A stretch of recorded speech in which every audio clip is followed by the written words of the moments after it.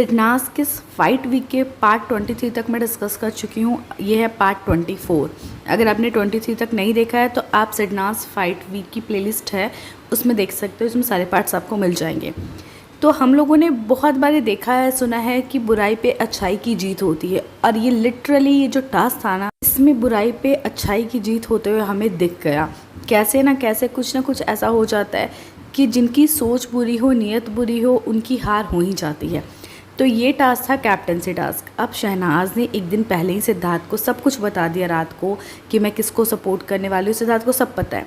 अब यहाँ पे शहनाज बैठी थी आरती की साइड में और सिद्धार्थ बीच में आरती थी और सिद्धार्थ अलग साइड था। सिद्धार्थ जिसे देख रहा था तो शहनाज बैठी थी और शहनाज को इस तरह से देख रहा था, क्योंकि सिद्धार्थ के दिल दिमाग मन में बस एक ही गाना बजता है, तुझे ना देखूं तो चैन मुझे आता नहीं, एक तेरे सिवा कोई और मुझे भाता नहीं।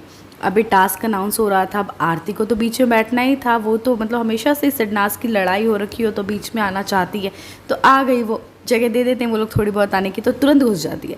और मकड़ी टास्क अनाउंस हुआ और बताया गया कैसे टास्क खेला जाएगा, किसकी बास्केट में बॉल डाला जाएगा। सो तो आरती तुरंत सिद्धार्थ की तरफ देखती है।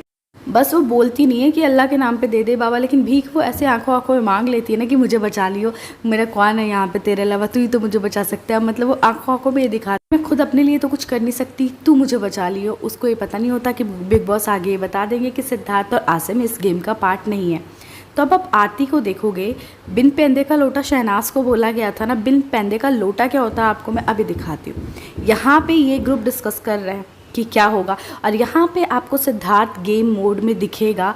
सिद्धार्थ ने यहाँ पे अपनी टीम से प्लानिंग की, जबकि कोई टीम नहीं है, सिद्धार्थ गेम में नहीं है, लेकिन प्लानिंग करते हुए दिखा, क्योंकि शहनाज सिद्धार्थ को पता है शहनाज अपने लिए नहीं खेलेगी, शहनाज दूसरे टीम के लिए खेल रही है, स्पेशली रश्मि देसाई को के लिए खेल रही है।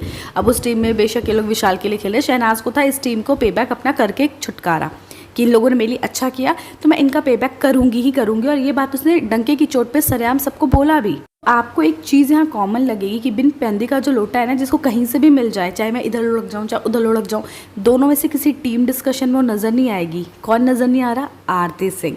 बिन पेंदे का लोटा वही है, वो शहनाज को बता रही थी ना उसका मतलब क्या होता है, उसको खुद पता नहीं है कि उसका मतलब क्या होता है, क्योंकि वही ये काम कर रही है बिन पेंदे का लोटा वाला। और वो रिपोर्टर्स को भी शायद दिखाई नहीं देता हो, क्योंकि वो अच्छी तरह से बिग बॉस देख के नहीं आए ना। ओ शायद उनको आरती दिखी नहीं होगी बिग बॉस के अंदर, उनको शहनाज की ही एक्टिविटी दिखी होगी।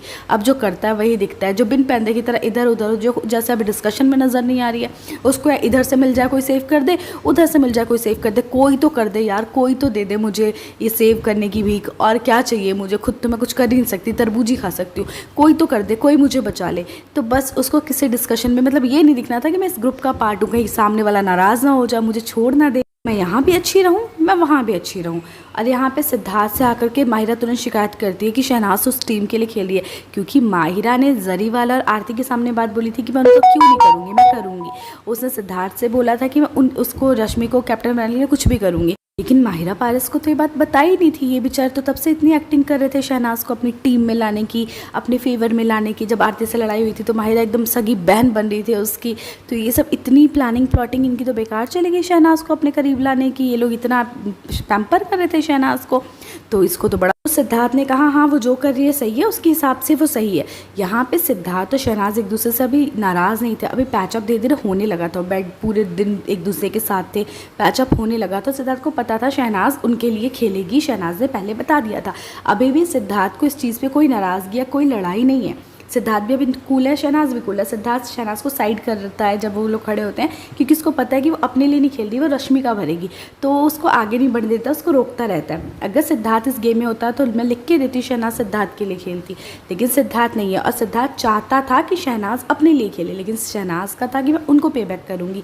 तो यहाँ पर सिद्धार्थ उसको साइड करता है, लेकिन शहनाज का प्रेजेंस ऑफ माइंड जब वो गेम खेलती है, वो लड़की वैसे इन चीज़ों में पड़ती नहीं है ज़्यादा। गेम वेम में बचना होगा बच जाऊँगी, किसी को हर्ट नहीं करूँगी अपनी वजह से।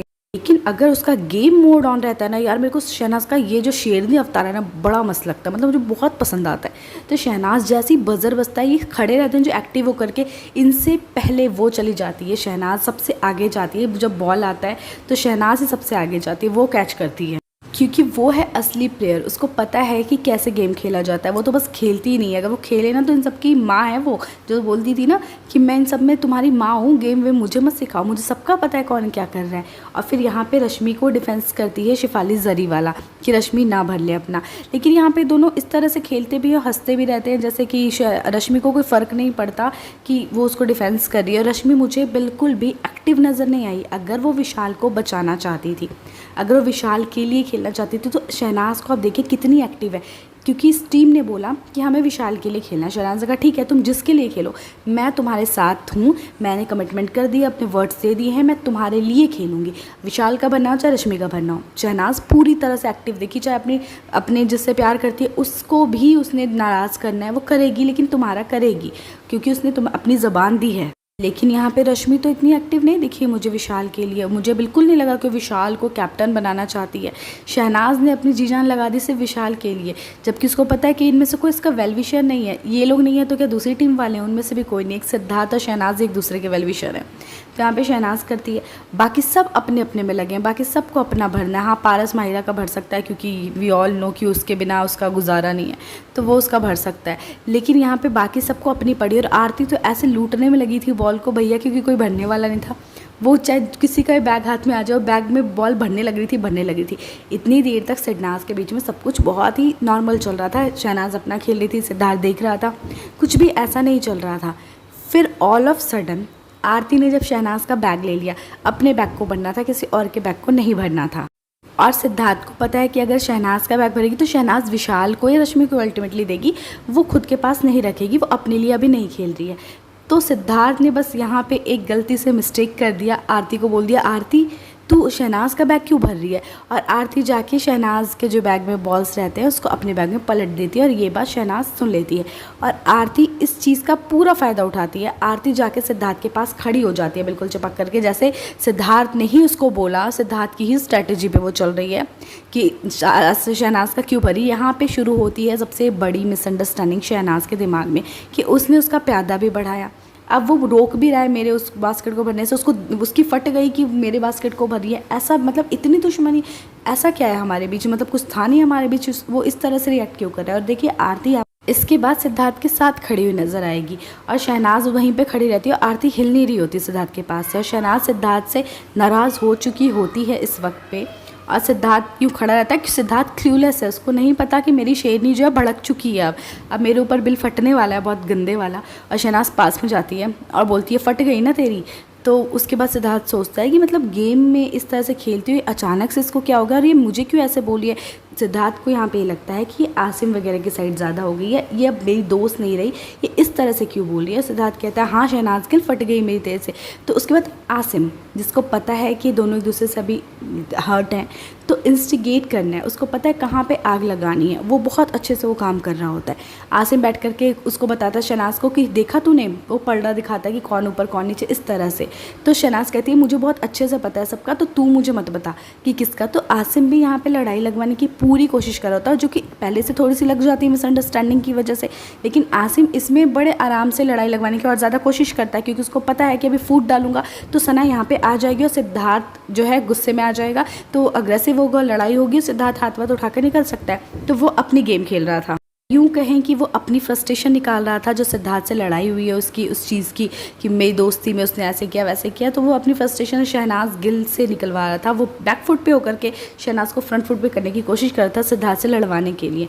और यहाँ पे शहनाज मिसअंडरस्टूड करती है सिद्धार्थ को, और वो गुस्से में आ जाती है कि आरती को उसने इस तरह से क्यों बोला, मतलब कि आरती उसकी ज़्यादा अपनी है, मैं कुछ नहीं हूँ उसके लिए, वो है उसकी प्रायोरिटी की, प्यादा भी उसका बढ़ा दिया, और वो अपने उसके बैग को भरने की बात कर रहा है, मेरे बैग को उसने गलती से ले लिया। तो उसको इतनी चिड़ मच गई कि शहनाज का बैग क्यों ले लिया, जबकि सिद्धार्थ के दिमाग में ये चीज़ें नहीं आई होंगी फॉर श्योर। शायद सिद्धार्थ अलग सोच रहा होगा, लेकिन शहनाज के दिल में ये बात आ चुकी थी। और शहनाज जिस तरह से बोलती, सिद्धार्थ के दिल में ऐसा था कि वो उस टीम की हो गई है जहाँ है उनकी हो गई, अब मेरे से इसका मतलब मेरे से लड़ाई हो गई।